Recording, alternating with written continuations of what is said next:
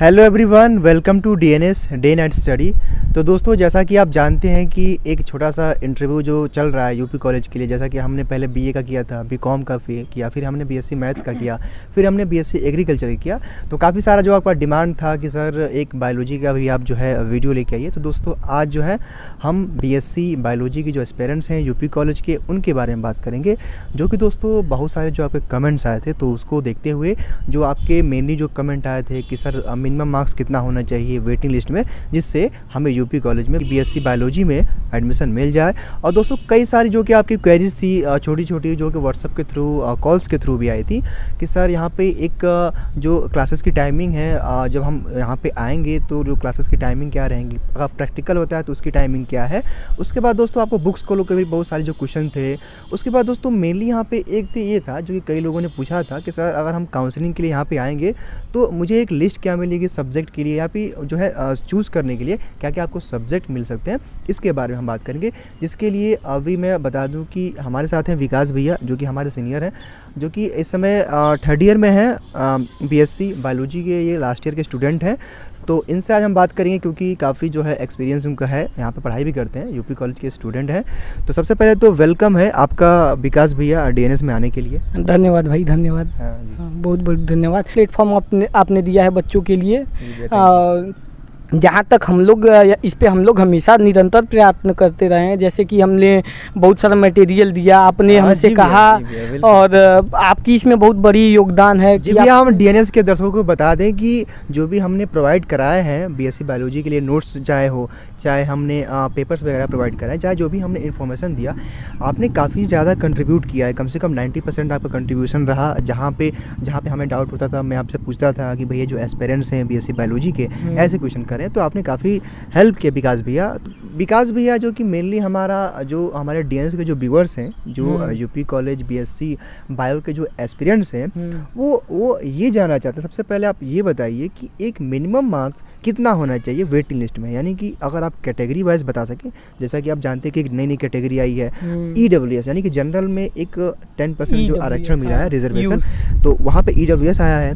फिर जैसा कि मतलब कैटेगरी वाइज थोड़ा सा अगर आप डिफाइन कर दो तो थोड़ा सा एस्पिरेंट्स को मतलब एक हौसला रहेगा कि वेटिंग लिस्ट में उनको कितने नंबर तक एडमिशन मिल जाएगा। देखिए भाई, पहले तो हम बता दें यूपी कॉलेज के एडमिशन में कोई 3/2 वाला जुगाड़ नहीं चलता है।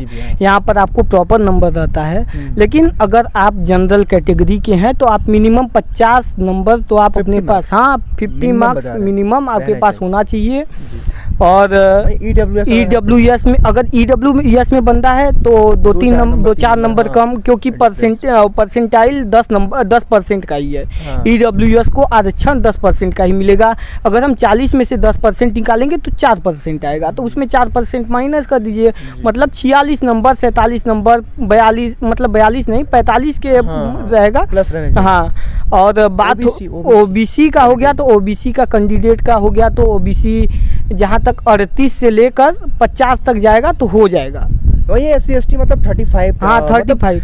कहने का मतलब आपका ये है कि कम से कम अगर आप जो है ओबीसी कैंडिडेट है तो मिनिमम मार्क्स आपका जो है कि आपका मतलब मिनिमम मार्क्स 40 प्लस रहना चाहिए। तो मतलब एक सिक्योर समझिए आप, मतलब 90% चांसेस रहता है। क्योंकि भैया एक्चुअली मतलब पहले सिस्टम होता था कि मतलब यहाँ पे वेटिंग लिस्ट में मैक्सिमम लोगों को एडमिशन मिल भी जाता है, ऐसा नहीं मिल जाता है, ऐसा नहीं मैक्सिमम लोगों को मिलता है, क्योंकि बहुत सारे लोग सीट वगैरह भी छोड़ देते हैं। तो भैया ये तो रहा। अब हमसे आपसे हमारा अगला सवाल यही है विकास भैया, हमारा क्या जो डीएनएस के जो व्यूअर्स हैं यूट्यूब के, जो बीएससी बायोलॉजी करने आ रहे हैं, तो भैया उनका एक सबसे बड़ा एक कन्फ्यूज़न होता भी है। जैसे अगर अभी कॉलेज की पढ़ाई ख़त्म हुई, मतलब कि अभी स्कूल की पढ़ाई 12th तक उन्होंने पास किया, अभी कॉलेज लाइफ में आ रहे हैं, तो उनका एक बहुत मतलब सभी के अंदर डाउटफुल होता है, हम लोग की भी अंदर था।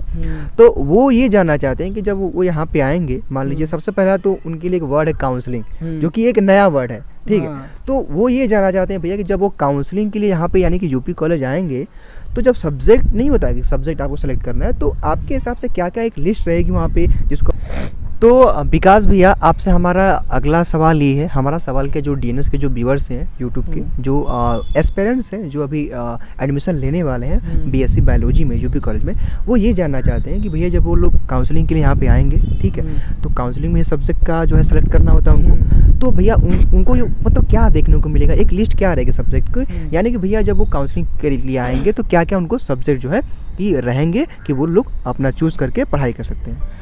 यहाँ पर अगर मान लीजिए आपको सब्जेक्ट चूज़ करना है तो यहाँ पर कोई चूज़ करने का वो नहीं है। आप अगर 12 पास करके आएँ, चाहे सीबीएसई आईसीएसई किसी से भी आए हैं, अगर आप कॉलेज में एडमिशन कराने आए हैं तो आपको जूलॉजी, बॉटनी, केमिस्ट्री तीनों पढ़ना होगा। यानी कि 3 ठो सब्जेक्ट है, यानी कि एक ही कॉम्बिनेशन मतलब कि जितने भी बायोलॉजी के जो एस्पिरेंट्स हैं, हाँ, जो भी मतलब यूपी कॉलेज में बायोलॉजी पढ़ेंगे उनको ये 3 सब्जेक्ट जो है पढ़ने को मिलेंगे। हाँ, आपके कहने का मतलब ये है। तो भैया मान लीजिए अगर ये लोग जो एस्पिरेंट्स हैं, अगर ये लोग भैया अगर बुक्स मतलब यूपी कॉलेज का जो है बायोलॉजी का अगर बुक्स लेना चाहेंगे तो इन लोगों को इजीली कहाँ अवेलेबल होगा? यूपी कॉलेज के गेट पे, मेन गेट पे ही बुक मिल जाएगा। जो बुक स्टॉल्स, हाँ, बुक स्टॉल्स, मैं किसी पर्टिकुलर शॉप का नाम नहीं लूँगा।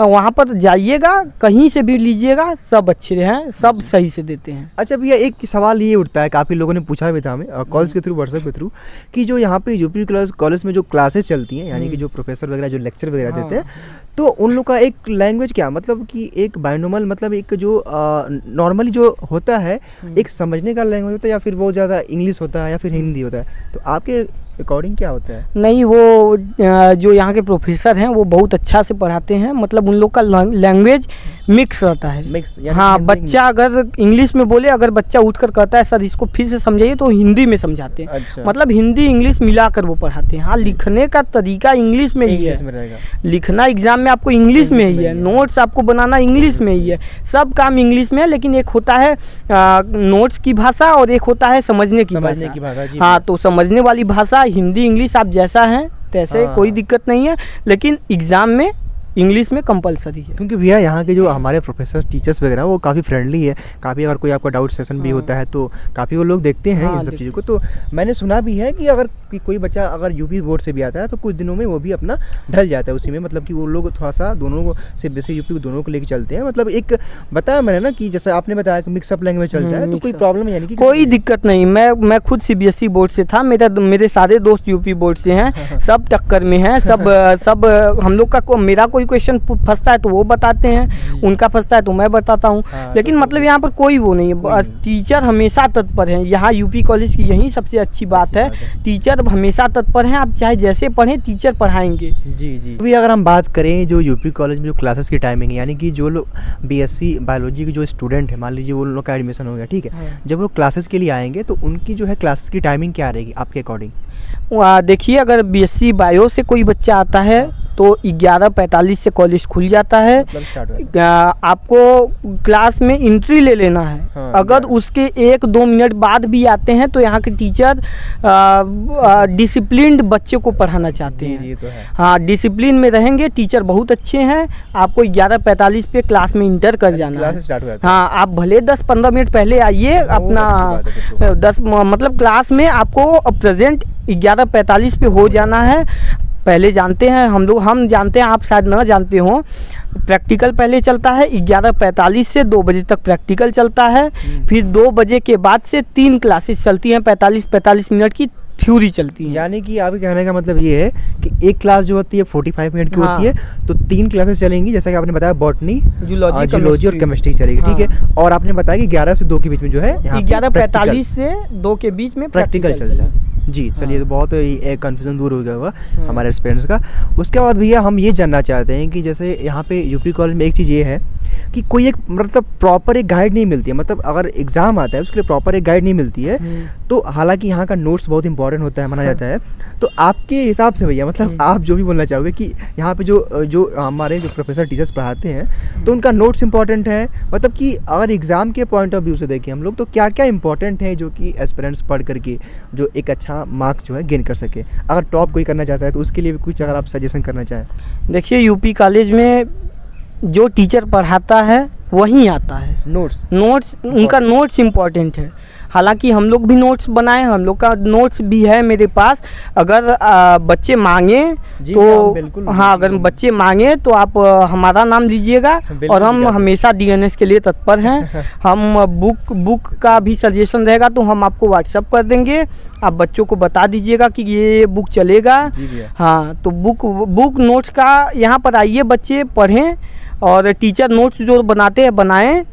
और अगर कुछ टीचर जैसे लॉकडाउन चला, क्लासेस कम चले तो हो सकता है टीचर थोड़ा बहुत इधर उधर करे, मतलब 19-20 ज़्यादा नहीं में हो गया। हाँ, तो लेकिन हर साल तो भाई कोविड-19 नहीं रहेगा, लेकिन जनरली होता ये है, यानी कि भैया आपके कहने का मतलब ये है कि यहाँ का नोट्स इम्पोर्टेंट है। और जैसा कि हम लोगों ने अभी पिछले टर्म पे हमने कई जो है बातें भी किया था कि यहाँ का जो प्रीवियस ईयर का क्वेश्चन पेपर होता है सब काफी इम्पोर्टेंट। हाँ, प्रीवियस ईयर का क्वेश्चन पेपर और नोट्स बहुत इंपॉर्टेंट है, सब मिल जाएगा, और वहीं अवेलेबल है हम लोग के पास। रेगुलर करना चाहिए क्लासेस तो भैया रेगुलर करिएगा।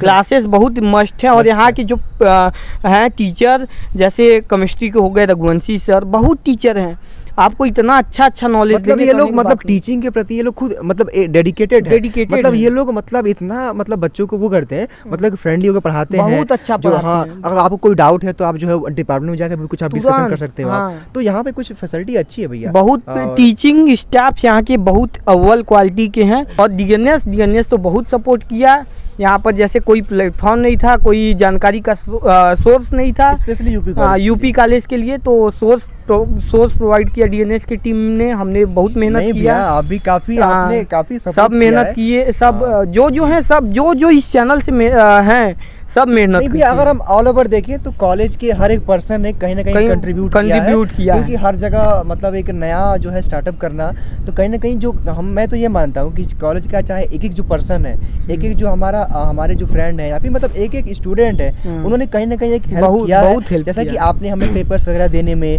आपने हमें एक मॉडल पेपर तैयार करने में हमारी हेल्प की, आपने हमें बताया कि मतलब क्या क्या हो सकता है, तो भैया काफ़ी ज़्यादा कंट्रीब्यूशन मिला है आप लोग का। इसी वजह से जो है आज डीएनएस एक अच्छी तरक्की कर भी रहा है।